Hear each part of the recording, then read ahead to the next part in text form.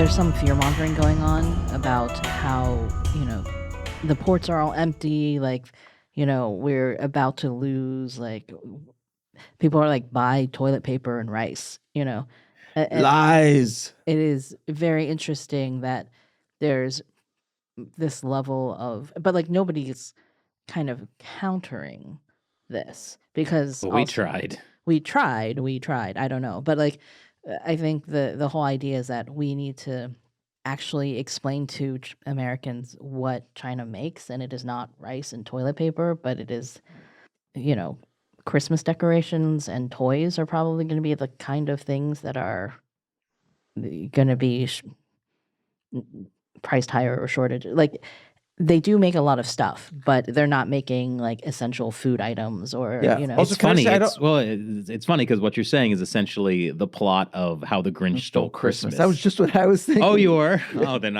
good. I'm glad Well, shouted you down. People are going to blame Trump for stealing Christmas for this. Oh, but I want to say about the toys. Like, I don't want children's toys made in China. Like, wouldn't it be much better for American children if their toys are Non-toxic? not made of toxic chemicals or and then there's the other issue made with slave labor and all those things. And then Trump realized, what if Christmas was something more? And his heart grew 3 sizes that day. It was the biggest heart you've ever seen. So big, so bigly. Yeah, what you've said reminds me of a couple things, and one of them is that I'm old enough to remember when everything didn't come from China. I'm old enough to remember when Walmart's actually their marketing slogan was "Made in America." Really? Made in Arkansas, made in Bentonville, Arkansas, Wow. Made in America.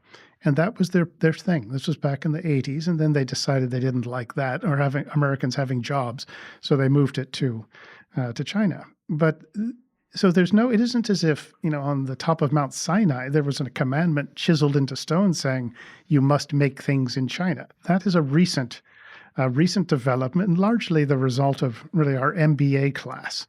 It's no end of the harm these people have done to us.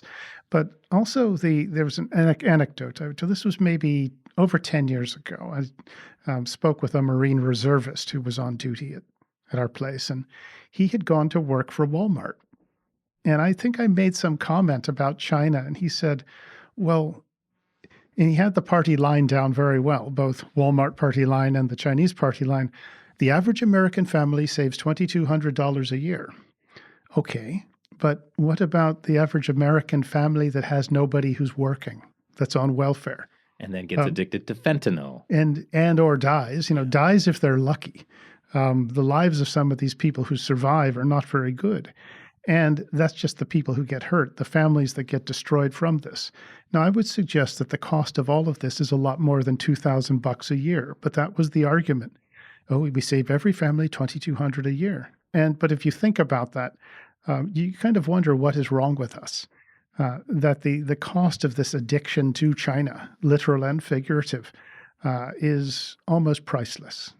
And but do you ever hear this explained? Not very well. No. That's the thing. You had all hear it these explained right experts. now with an expert on our show. What I'm saying is like all of these experts over the years, like when they're talking about, we got to have free trade with China. It will be good for them. They'll become a democracy. And It'll be good for us. It'll be good for us. Because American companies can go in and sell stuff to China. And 10 years later, they're all like, we were right. Look at how high the GDP is. Look at all these numbers going up. But they're not talking about the entire towns that are gutted for manufacturing. Well, that's one of my suggestions, actually. But nobody listens to me. But I'm listening. Okay, except for 3 people, nobody listens. Matt's not good at listening, but at least 2 of us are listening. Well, he's acting like he's listening. But I'll take the 3. I'm actually just looking at the brick wall behind you. Okay. But what I would like to see is every congressman, every staff member, and also every lobbyist who lobbies on behalf of, say, Chinese entities to go up to Baltimore. It's only 30 miles up the road from Washington. Live in a cheap motel in downtown Baltimore, or really anywhere in Baltimore will do these days. Spend a week out on the streets just seeing what's going on. And it won't be pretty, and you'll be required to be outside your hotel room from 8 in the morning until 12 at night. just to soak in the flavor. You can see the carnage that's been wrought by the way we have dealt or let China do to us what they've done. And if you need to take a break, then I suggest they can go to the local high schools and speak to the guidance counselors, speak to the students, and get a sense of what their lives are like, what they think their futures are.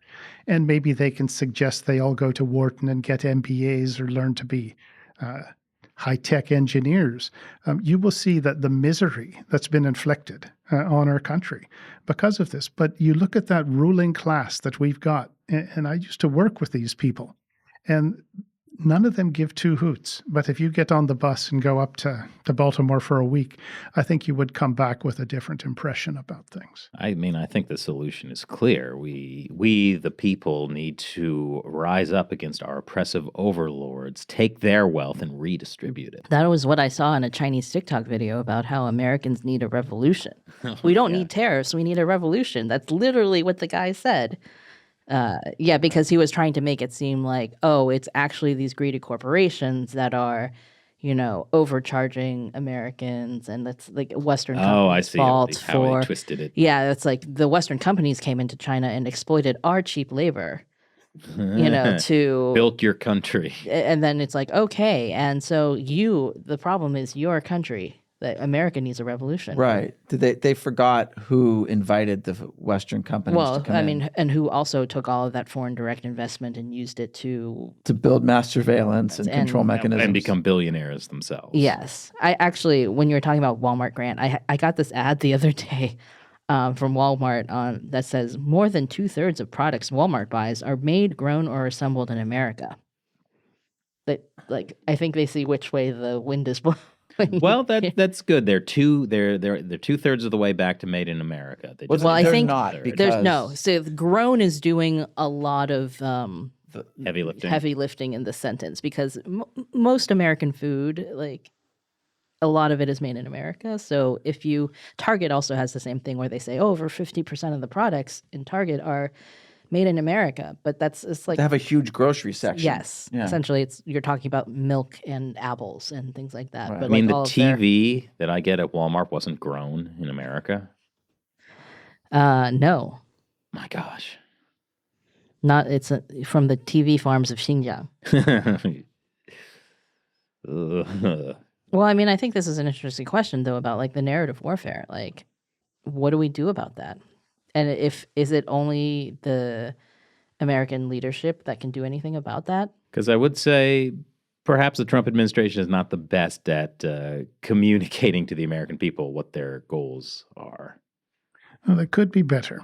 I think you actually are seeing some good work being done at the state level on this. You've got some state legislatures like in Oklahoma, Nebraska, Arkansas, who have done a very good job of exposing this threat that we're facing from really the Chinese Communist Party, say particularly in buying up farmlands, having now controlling about 90+% of the legal and illegal marijuana farms, which are doing such wonderful work for the United States. Is being there have been so many busts of illegal Chinese marijuana grow operations. It's really bad. Yeah. It's actually one of the worst, despite it doing some other very good things. But the assault is pretty much on all fronts. And I asked an Oklahoma friend about this, and he just kind of shrugged his shoulders. He said, I can't explain, how we've allowed this to happen. But it is about that bad. But at the state level, that can sometimes offer some better opportunities to do this. And as I say, some good work is being done. Also, when you think about this, explaining yourself is something that used to be called propaganda. And propaganda originally had a good meaning, in the original Jesuit meaning of the word, centuries ago. It just meant to explain yourself. And it seems like we've forgotten how to do this. It's also part of something called political warfare, which it just means using every aspect of national power to defend yourselves, but also to get the other guy to do what you want him to do. And part of that is the information part, the propaganda. And we just do it so poorly, even though we invented political warfare and then forgot about it 30 years later. And then we invented public affair, what they call it, public relations. PR is an American development. We convinced people to buy leisure suits, if you're old enough to remember those, or to get their hair permed or whatever, even guys. And we could sell people on that, but we can't sell them on the United States, on the threat from China. We can do a lot better than we are. And when it comes to political warfare, you actually had to give an idea of how bad it is. And the idea, and you see how the Chinese do it so well against us, that, as part of this, the economic warfare, the drug warfare, the proxy warfare, buying off our elite classes, the propaganda warfare they direct against us, psychological warfare, biological warfare, chemical warfare. They do it very well. We don't have a similar scheme. We don't have a plan for that. Thank you for watching this clip. There's a lot more, including what the US and other countries can actually do about all this. So I invite you to watch the full hour-long interview by going to our website, ChinaUncensored.tv. The link is below.